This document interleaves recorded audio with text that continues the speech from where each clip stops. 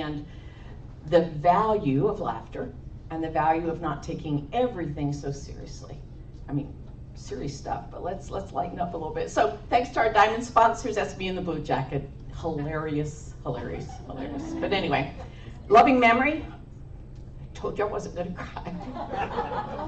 My mom and my sister have both passed from cancer. And my sister Debbie was my guiding light about this journey towards health. And I owe it, a lot of this to her, to not, every time she called, do you want to start this low carb diet? Gotta go. Oh gosh, I just got a text message, but who am I? My name is Cindy Miller Mikolajczyk. This is my title, Global Lead Clinical Intelligence for the Med-Surg Division at Solventa. What does that mean? They wouldn't let me be queen of all that she surveys. I get paid to give people my opinion about wound care, which is great. Woman, nurse, get paid to give people your opinion. It's great. Anyway, on social media, I go by Ask Nurse Cindy. So a little bit about who I am. I usually don't do this. I'm a wife, a mother, a grandmother of 11. I'm going to be great-grandmother in July. Yay. 45 years, as I mentioned already. I'm currently employed full-time in the medical device industry. I've educated about wound care for 32 years. If you ever have a wound, you need to let me know. I can help you. I'm published, but I'm probably not as funny as I think I am. I amuse myself, and that's enough. But I am thrilled to share with you my ongoing health journey. I've been blessed. That's Montel Williams over there. Got to do a little talk on diabetes on his show. And company I work for just went public, and I got the great delight of being inside the New York Stock Exchange. And I keep looking around going, who is this woman in these pictures? Because from the day I was born, in 1957, until I started the ketogenic low carb, you call it what you want it, that's what my scale said. They said, help, which I didn't get on them that often because it was depressing, because this was me at my heaviest. 307 pounds. Lifetime of morbid obesity. I was 59 years old when I started this journey. I am just a normal person. And if I can increase my health and my longevity, so can you. So can you. There's hope, there's healing. This is my sister and I, when we were younger, we were thick as thieves.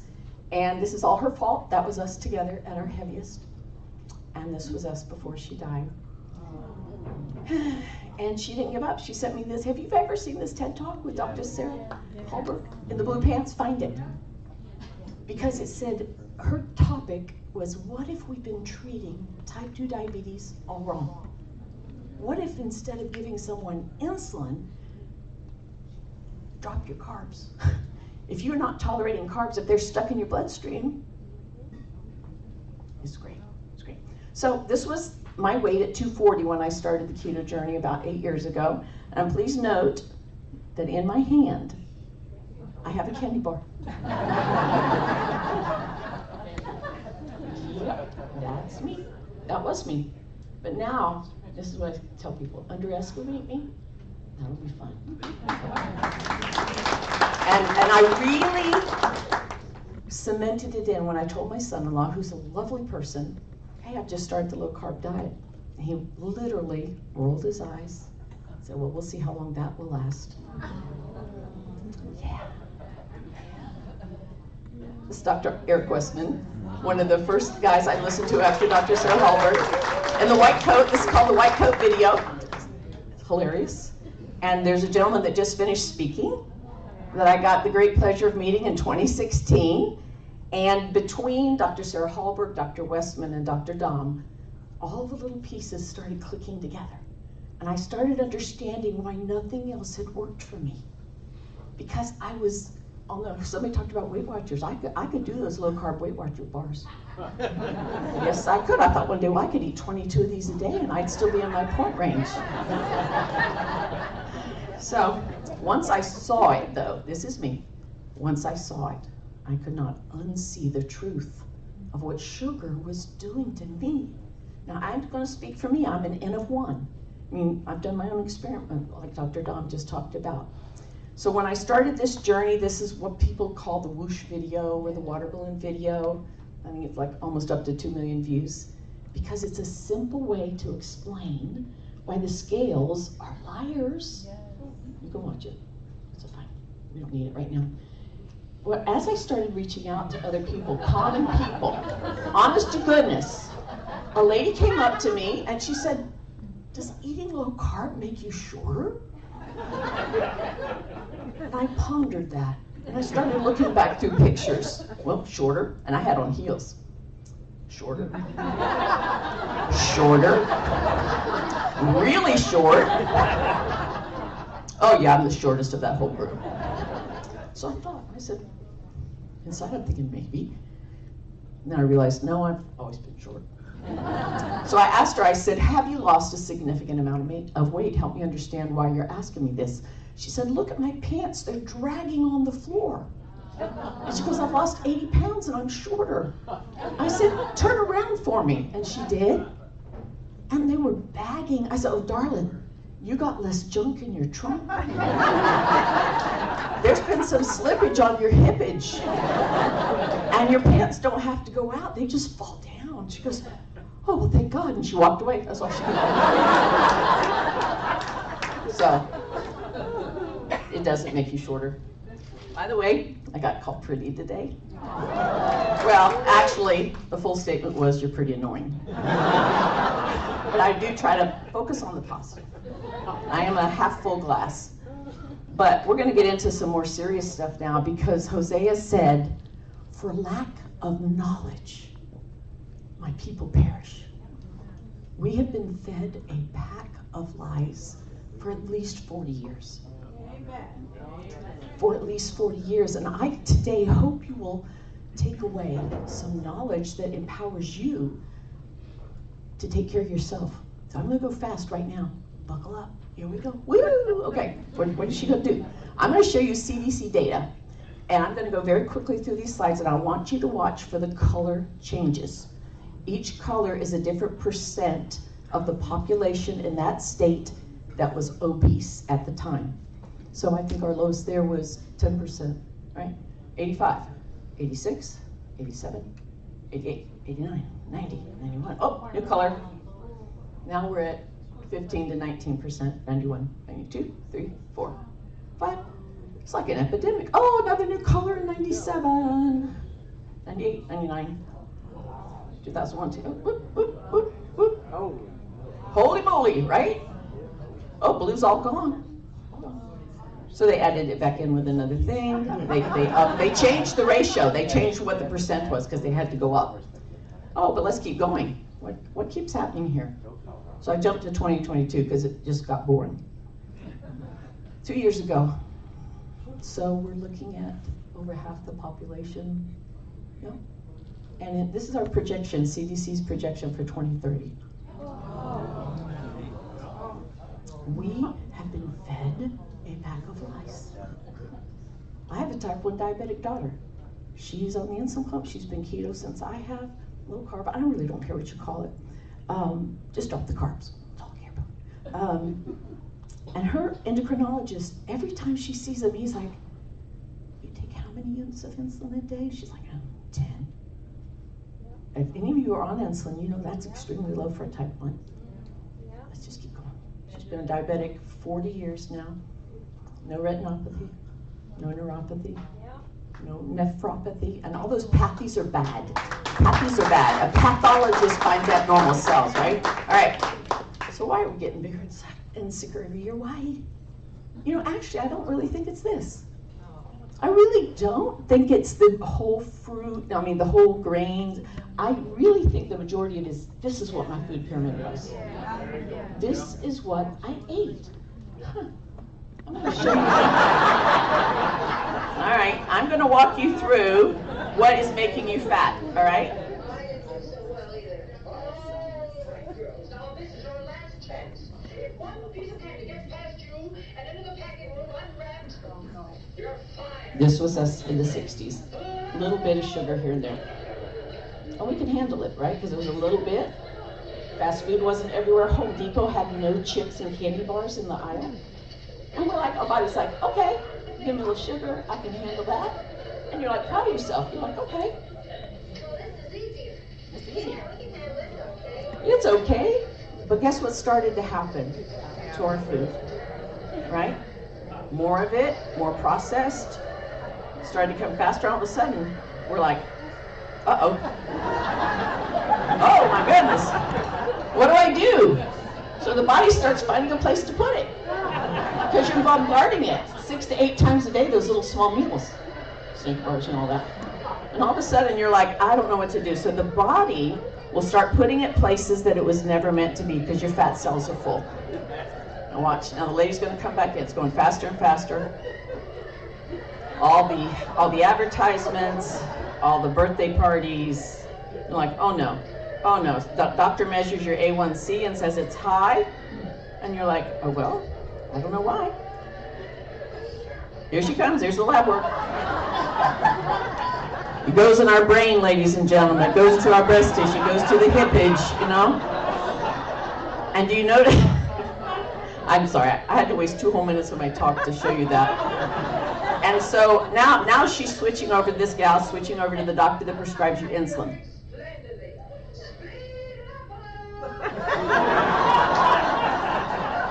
Take your insulin, just cover it. Cover what you eat, it's fine. Have that cake, just take your insulin. So what has happened? Why did those maps keep changing? Processed food-like substances, not real food, not real food. Specifically engineered and manufactured by food chemists to give us what they call the bliss point. Meaning it's just salty enough, just sweet enough, the added flavorings and preservatives, which, by the way, are not regulated by the FDA. They have a list of grass generally recognized as safe. And many European countries do not allow 1/3 of what we allow in here. And it's all packed into these, and it is made to make you want more. Who wants to tell me what the Lay's potato chip thing is? Bet you can't eat just one.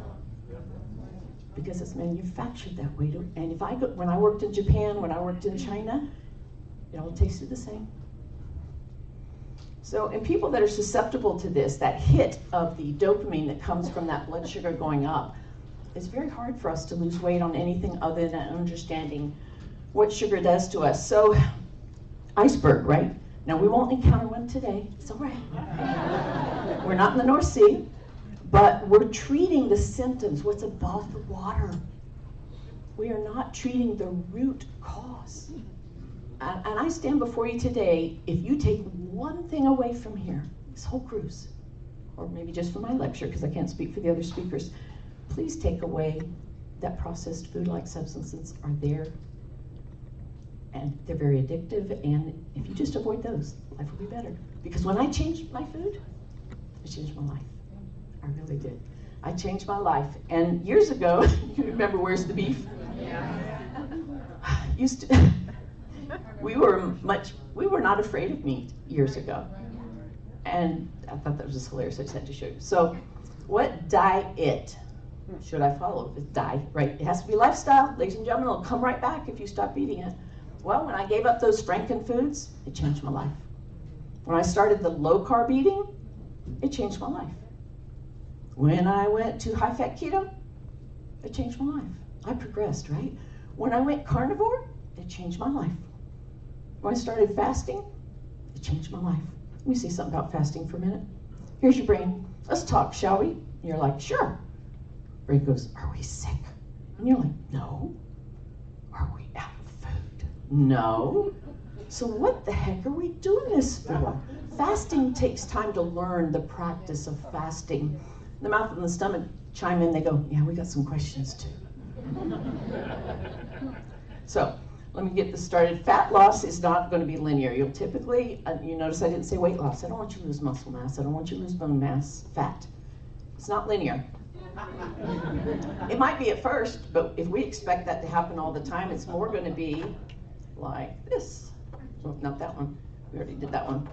This is more what your journey will be. It's going to be that little puppy dog that goes, oh, okay, I'll lose a little weight. Oh, stay here. I'm safe here. Maybe a little bit more. So don't be surprised if you have the weight, the scales don't change. It's okay. Because you'll start to realize that this is how you feel. that you're sad when someone eats the last deviled egg and you've only had 7 so far? That's when you start to feel it. So what do I eat now? What do I eat now? Now, I'm going to read this. I'm an inadvertent carnivore who eats the proper human diet. I prioritize protein. I'm not afraid of healthy fats. And while I practice intermittent fasting, I occasionally bake keto treats, and I always hydrate by taking my electrolytes. Thank you. Now, I should write a book, and it's going to be called the ICE PhD PPNA. That's all these words here, okay? Intermittent carnivore, I forget what it was. All that stuff. Eats the proper human diet. I'm not afraid of all that stuff. I haven't had a publisher pick it up yet. I love this saying. You have sails, but you're clinging to the anchor. I used to say to my sister before I started, I can't give up my bread. I can't give up my Snickers bars. I can't give up, name it. I never once said to her, I can't give up my broccoli. So we're on a ship, a sail, okay. So whatever you do, don't be afraid to enter the low carb zone. That's Rod Sterling. Because, you know, this is what I used to think. I want to be a caterpillar. I want to eat a lot, I want to sleep for a while, and I want to wake up beautiful. Butterfly, get it? All right, so once you see some of this data, you won't be able to unsee it. Joe and Rachel, these are the glasses you guys had, I think, at Dr. Barry's thing. So I love Zig Ziglar. I love this saying. Sometimes we need a checkup from the neck up, or we develop hardening of the attitudes, which can lead to stinking thinking. There's a lot of advertising money that's gone in commercials. If you drink the beer, you're going to have all these friends. If you eat this bag of chips, your picnic's going to go, you name it. Stinking thinking has become normal. So we want to have clean thinking, right? Carb alert. They're not necessary to sustain life. You're kidding me. There are no essential carbs anymore than when I'm driving past a gas station.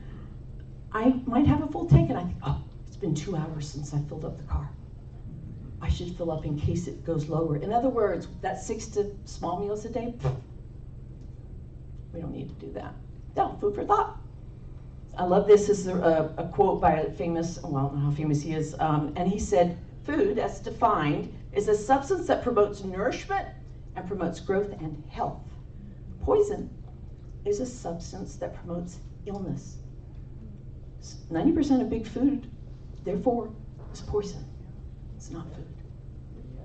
And I really think that's true because we're prompted to put these silly things in our mouth, me included, 59 years, I'm 67 now, and it's voluntary to put it in my mouth. Once I swallow it, I have no control. My body's going to process it based on its programming. So if I give it this, or I give it this, or I don't know the 98 names for hidden sugar, I can be eating things, and I love the Catalina Crunch example. If it has OSE at the end of it, not sucralose per se, but if it has glucose or all those different OSes, you might be thinking the ketchup is pretty good, I'm just going to use a little bit, but if I wanted to see how much sneaky sugar was in it, yep, or if I wanted this little tiny bag of fruit snacks and it only has 23 grams of carbs, but that little bag has 2.5 servings. Holy moly, right? Not a big bag of Doritos. It only has 18 grams of carbs, that's not bad. 10 servings per container. Be informed. Well, I can't eat just one, so I don't eat them. We are intricately and wonderfully made. And when we put something in our body that our body really doesn't know what to do with, it's like, have you ever seen that before? No, I don't know. Why is it that color? I don't know. It starts to change the cascade of cellular response. It can really impact it. I had to show you a picture of my husband, my cowboy, who couldn't be with us this week. This was him in Costco right after Christmas when they put all that good stuff on sale. He's walking through the store innocently enough, and a guy walks up to him with a Costco badge on and says, "Do you own a restaurant?" He's like, "Nope." And he goes, "What are you going to do with all that meat?" And he said, "We're going to eat it. I've got 3 freezers." And not 1, not 2, but 3. because you never know. You don't want to run out of meat.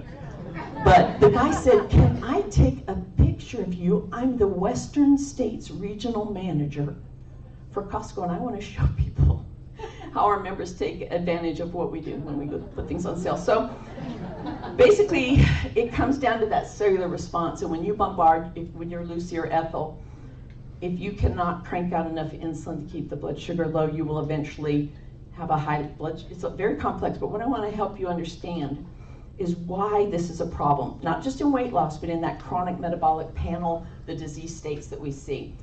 I eat, my body does what it's supposed to do, it digests, it goes into my bloodstream so it can go fuel the cells. And it's just floating around happily, it's like da da da da da. Insulin is like, oh my God, there's too much sugar in the blood. And it does, listen carefully. And it goes out and it says to the glucose in your bloodstream, come on out, you don't need to be here. So we have a blood sugar go up, our blood sugar comes down. This was me. I felt that downward blood sugar drop. I felt shaky, and I thought, oh God, I need something else to eat. And so I would, and it was up and down and up and down. And when we look at this from a medical point of view, one of the things that I love about low carb is I have this satiety. My blood sugar is not up and down and up and down, and because I'm not putting many carbs in, insulin's like, and Dr. Dom talked about this, in the presence of insulin, fat cannot be released. It's locked away, it's locked away. So it helps it come out. Anybody ever had a low blood sugar, you get hangry? Yeah, I'm less hangry. My husband's appreciative of that. I love this sign. It's a bite out of the sign. It says, I'm sorry for what I said when I was hungry. It does make us cranky, doesn't it? And I like this one too. I have an odd sense of humor, right? If a Southern woman says, what did you say? She's not asking you to repeat it. She's asking if you're good with Jesus because you're about to meet him. And I was like that way, so I'm like, oh my God, give me food. I rarely get that way. It's more like, give me some water.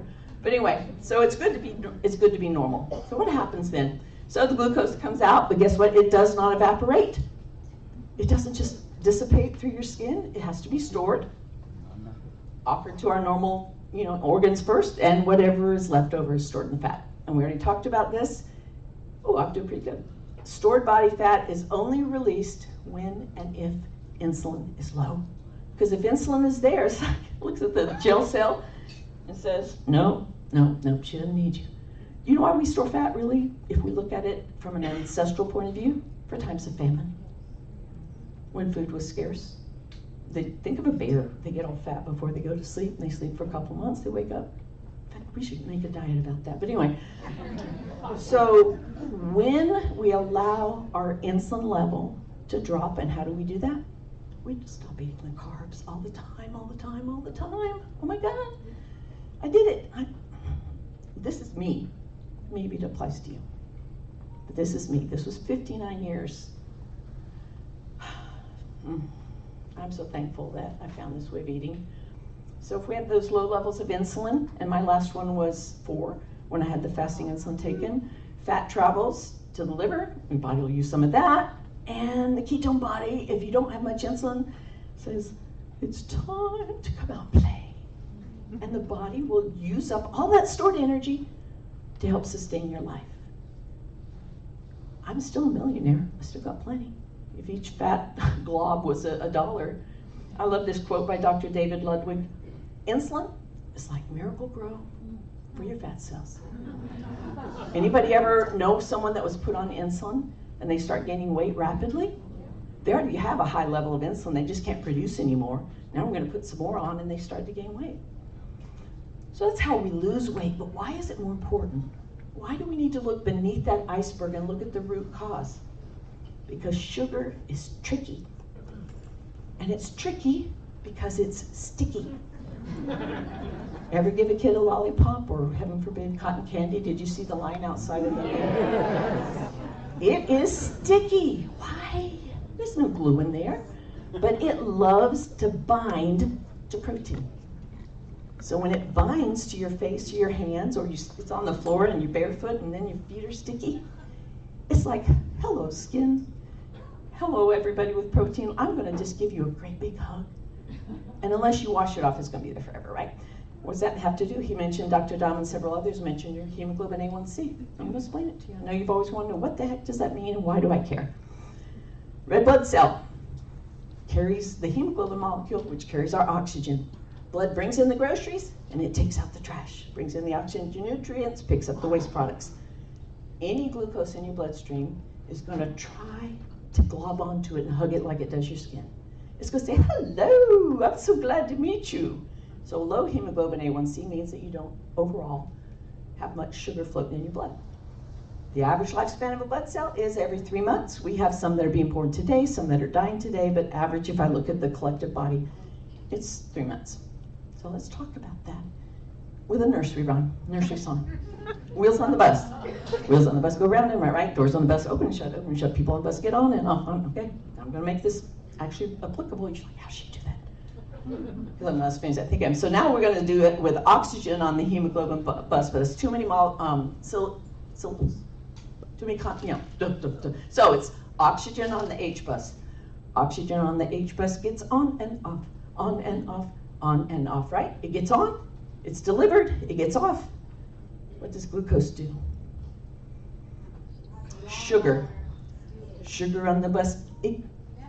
It never gets off, never gets off, never gets off. It never gets off, all till it dies, till your red blood cell dies. This glycation is permanent until the cell has its planned apoptosis or cell death. Skin 28 days, that's why your wrinkles start to go away. When you're low carb for a period of time, red blood cells 3 months. Your bone tissue can be 25 to 50 years based on what you're reading. There's always at some level of turnover. I don't want sticky insides. I don't want glycation any more than just a normal diet would be. Because when it sticks to that hemoglobin molecule, the more I'm bombarding my body with sugar over and over and over and over again, it's going to do what it does. It's like, hello, is there room for me on the bus? And it fits. It sticks. So normal glycation, which is just the word for glucose attachment, if you will, let's say we have that much. I follow the standard American diet, I can have that much. Now my red blood cell is sticky. It's sticky. That glycation is sticky. And so when we actually define glycation, it's the bonding of a sugar molecule to another molecule, such as a protein or a lipid. The walls of your blood vessel, your tendons, your muscles even, it glycates, your joints, you get stiff and achy, it can bind to DNA, it can impact mitochondrial oxidation, and it doesn't need any enzymes to do it. And there's the names of different ones, but guess what? Fructose, high fructose corn syrup especially is 10 times more likely to be sticky. All those packages with the bright colors. I'm going to now explain this slide in detail. No, I'm not. As glycation happens, as it sort of matures, if you will, it's called advanced glycation end products. And this is not going to end well for us. All right?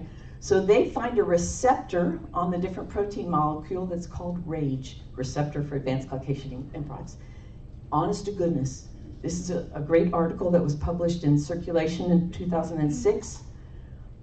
Defines what it is. They're prevalent in the diabetic vasculature, and they contribute to the development of atherosclerosis, hardening of the arteries.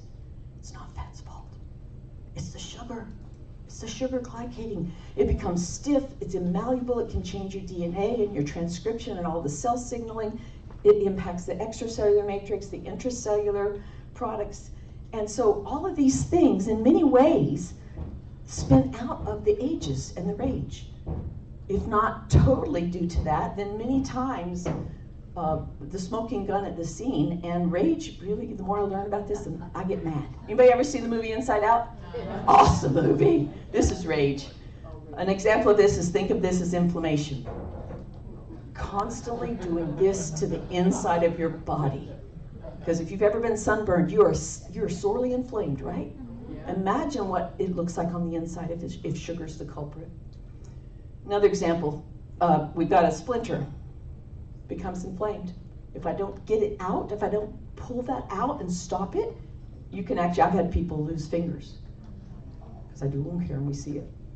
So it binds to that, and if I am doing, think of the splinters still, I'm doing sugar multiple times a day, years on years, 59 years in my case, lots of splinters. I know. I'm using it to help you see what's inside. Why you're stiff, why you're achy, why my migraines almost have disappeared, my joints don't ache, I feel more energetic. The glycation over time is leaving my body. I wanted to show you this, a true story. A couple years ago, I walk in after Christmas, shopping carts with all the stuff marked down. And I saw this thing about the American Diabetes Association. I'm going to read it to you. Obesity and insulin resistant is the risk factor for type 2 diabetes. It's not the consumption of excess sugar. Yeah, but if you lie to people for enough decades, they're going to believe this. Oh my God, I need insulin. I can eat that candy. I just need to cover it. And you get stickier and stickier.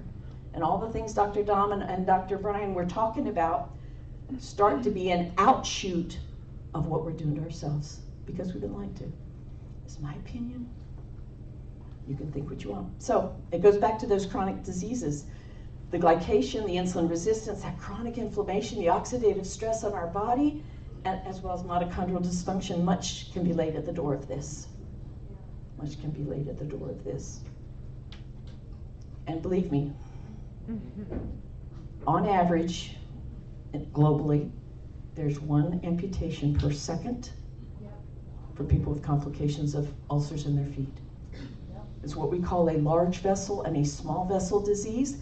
I don't know if you remember a few slides back, it said the glycation in the diabetic population, it impacts the atherosclerosis in large and small vessels. There's no fun in it.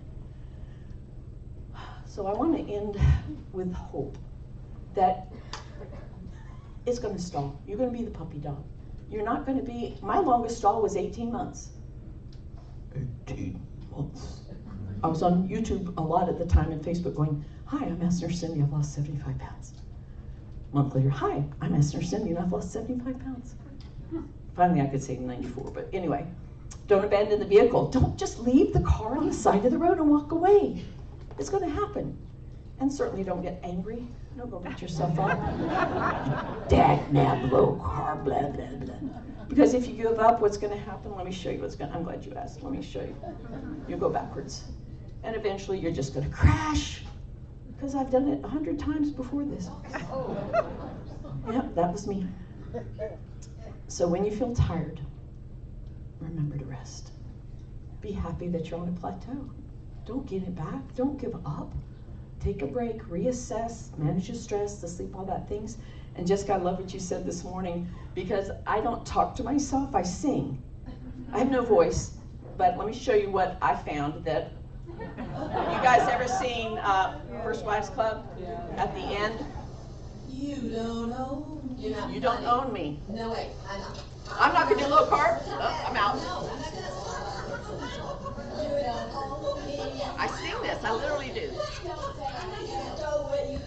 Wait for it. Here you go. That's what I say to carbs. And don't tell me what to do. Put me on the spot. Pretty good. I'm young, man. Here we go. You don't own me. Don't try to change me. Oh, I forgot that. Mark the Raymond. You don't own me. Don't tie me down 'cause I'll never stay. I sing this when I'm tempted. Okay, I won't make you listen to the whole song. Don't push it on me. Don't make me think Aunt Mary made that for me. I would never push that on the alcoholic. You must have this martini, right? Stand up for yourself. I feel younger. So, in parting, God is still writing your story. He's not finished with you yet. Please stop trying to steal his pen. You're here for purpose. You're here to live a life of passion, play with your grandkids, jump on the trampoline, all that stuff. Thank you for inviting me to be with you today. I appreciate each and every one of you. Deb, thanks so much. I appreciate it. All right, I'm done.